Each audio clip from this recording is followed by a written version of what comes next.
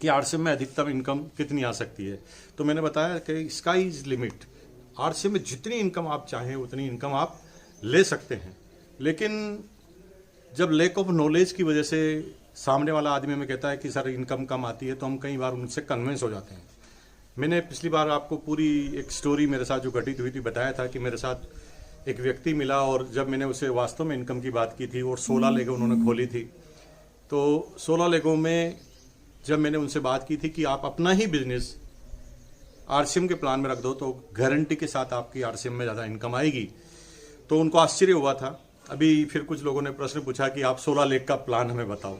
दोस्तों, इस तरह से आप ना करें, क्योंकि कोई भी कमीशन निकालने का तरीका, रॉयल्टी निकालने का तरीका, टेक्निकल निकालने का तरीका बिल्कुल एक जैसा होता है। और जो मैंने एग्जाम्पल दिया पर्टिकुलर एक एग्जाम्पल है, उसके अंदर आप खुद कोड करके निकाल सकते हैं, इसलिए इसको बहुत ज़्यादा क्लियरिफाई करने की जरूरत नहीं है। आज हम उससे आगे जाते हैं कि किस तरह से इनकम आती है और रॉयल्टी और टेक्निकल की गणना किस तरह से होती है। आप इस चीज को अच्छी तरह से समझ जाएंगे। अगर मैं बात करूं 16 लेख, इतना तो ये बोर्ड ही नहीं है, इसलिए मैं 16 लेख का प्लान आपको नहीं बता रहा हूं, क्योंकि आप यहां तक तो पहुंच नहीं पाएंगे और बड़ा कंफ्यूज हो जाएंगे। तो हम बात कर रहे हैं 16 लेख, तो बहुत आगे की बात है दोस्त। अगर हम केवल 6 लोगों की बात करें तो भी कोई भी टक्कर में आपके बीच में नहीं है। एग्जाम्पल के लिए हम थोड़ी देर के लिए बात करें कि आपकी 6 लेग है, 6 लेग में ए लेग का बिजनेस आपका 8 लाख रुपए का है, बी लेग का बिजनेस आपका 7 लाख रुपए का है, सी लेग का बिजनेस 6 लाख रुपए का है, डी लेग का बिजनेस 5 लाख रुपए का है, ई लेग का बिजनेस भी 5 लाख रुपए का है और एफ लेग का बिजनेस 3,50,000 रुपए का है। इसके अंदर समझ लेते हैं कि कैसे रॉयल्टी और कैसे कैलकुलेशन होती है टेक्निकल की। हम 2 तरह की कैलकुलेशन करेंगे। सबसे पहले टेक्निकल बोनस की कैलकुलेशन करेंगे, उसके बाद रॉयल्टी की कैलकुलेशन करेंगे।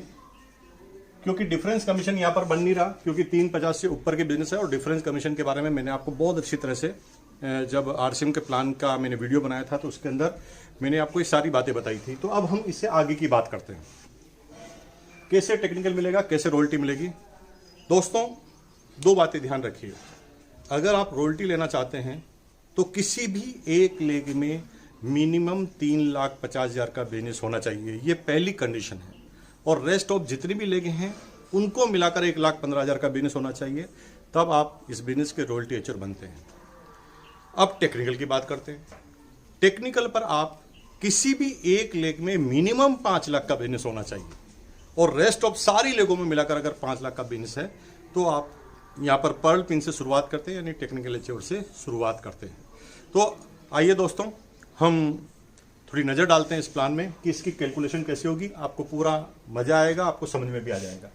देखिए, यहाँ मैंने कहा किसी भी एक लेग में 5 लाख से ज़्यादा बिजनेस, तो आप यहाँ देखते हैं कि 8 लाख का बिजनेस है, यानी 5 लाख से ज़्यादा है और रेस्ट ऑफ सारी लेगों में मिलाकर भी 5 लाख से ज़्यादा है। तो इसका मतलब आप टेक्निकल क्वालिफाई कर गए। अब टेक्निकल कैसे निकलेगा? टेक्निकल निकलने के लिए आपको इनमें से सबसे बड़ी लेग को देखना पड़ेगा, 8 लाख, यानी आप पर्ल पिन पर हैं। पर्ल पिन पर दोनों तरफ 5-5 चाहिए। यहां पर किसी भी एक लेग, बड़ी लेग में 8 लाख का बिजनेस है, तो यहां पर आप पर्ल पिन एच्योर बने। पर्ल पिन एच्योर बनने के बाद टेक्निकल बोनस कैसे निकलता है? सबसे पहले बड़ी लेग को ले लीजिए, 8 लाख। रेस्ट ऑफ सारी लेगों में मिलाकर अगर 5 लाख से ज्यादा है तो यहां 8 लाख का 1% टेक्निकल आपको मिलता है, यानी ए लेग से टेक्निकल आपको मिलता है 8,000 रुपए। बी लेग की अगर बात करें तो बी लेग 7 लाख की, यानी 5 लाख से ऊपर है और सारी लेगों में मिला के 5 लाख का बिजनेस है, तो बी लेग से भी आपको 1% टेक्निकल मिलता है, जो होता है 7,000 रुपीज। सी लेग का 6 लाख का बिजनेस है, यानी 5 लाख से ऊपर है और रेस्ट ऑफ सारी लेगों में मिला के भी 5 लाख से ज्यादा का बिजनेस है, तो सी लेग का भी आपको टेक्निकल एच्योर मिलता है 1% और सी लेग से आपको मिलते हैं 6,000 रुपीज।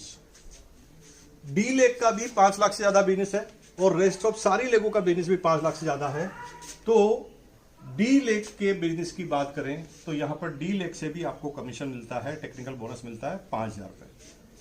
अब बात आती है क्या ई लेग से टेक्निकल मिलेगा?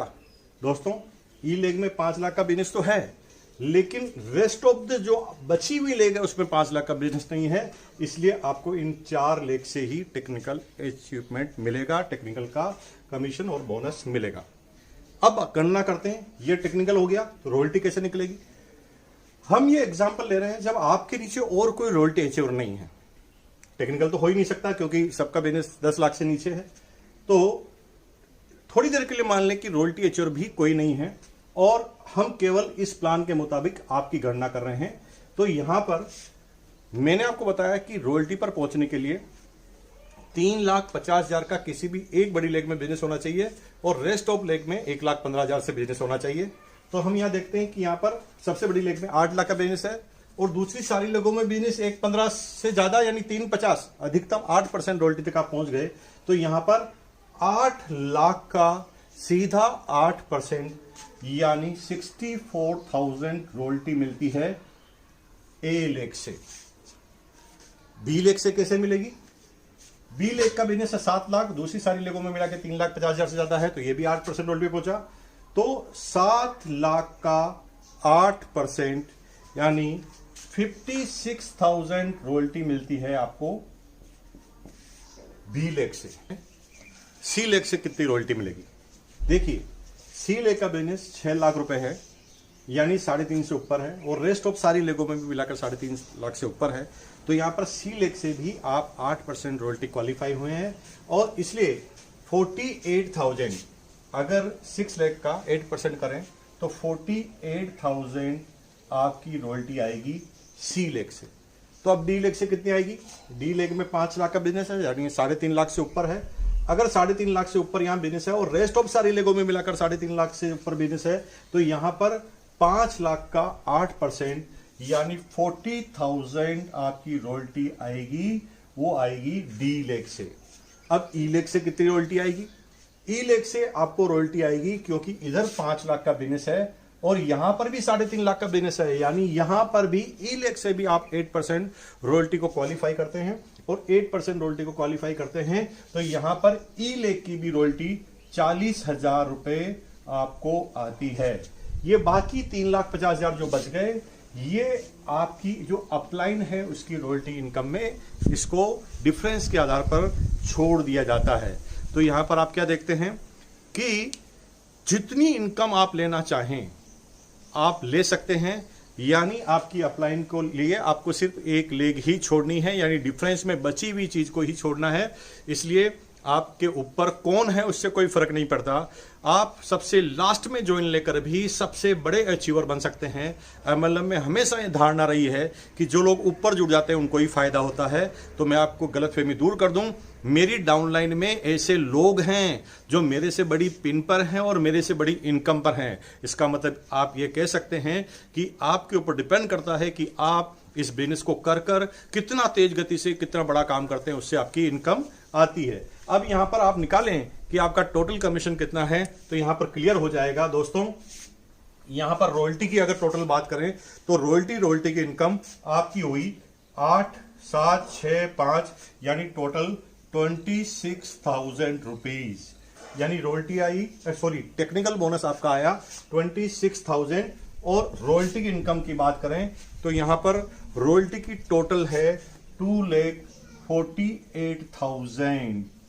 अब इन दोनों को अगर आप मिला दें तो आपकी यहां पर इनकम है 2,74,000। अब थोड़ा सा आप सोचिए टोटल बिजनेस कितना है तो आपको आश्चर्य होगा कि 8, 7, 6, 5, 5, 3.5 को जोड़ें तो यहां पर आपका टोटल बिजनेस है सिर्फ 34,50,000। टोटल बिजनेस है 34,50,000। पिन है ओनली पर्ल और फिर भी आपकी इनकम है 2,74,000। ये मैंने सिर्फ 6 लेग की कैलकुलेशन बताई है दोस्तों। अगर 16 लेग में ये कैलकुलेशन करेंगे तो आपकी कितनी इनकम होगी आप करेंगे तो रात भर आपको नींद नहीं आएगी। दोस्तों ये मिथ है, ये केवल एक सिंपल सा लोगों को गुमराह करने के लिए ऐसा कहा जाता है कि आरसीएम में इनकम कम आती है। दोस्तों आरसीएम से बड़ी इनकम किसी में नहीं आ सकती।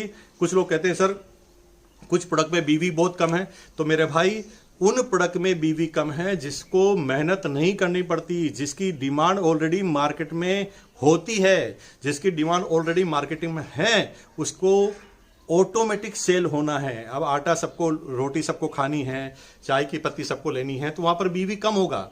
अगर आप न्यूट्रिशन में जाएंगे तो बीवी ज्यादा होगा। दुनिया की सारी कंपनियों में न्यूट्रिशन और ऐसे ही प्रोडक्ट तो होते हैं कॉस्मेटिक, जिसके अंदर बहुत सारा बीवी होता है, वो तो आरसीएम में भी है। इसका मतलब ये है कि प्रोडक्ट का बात नहीं है, क्योंकि यहां पर अगर इस कैलकुलेशन को आप थोड़ा समझें तो इनकम भी सबसे टॉप पर आती है आरसीएम में। ऐसे कई तरह के प्रश्न आते हैं, उनका समय समय पर मैं आपको जवाब देता रहूंगा। बहुत बहुत धन्यवाद।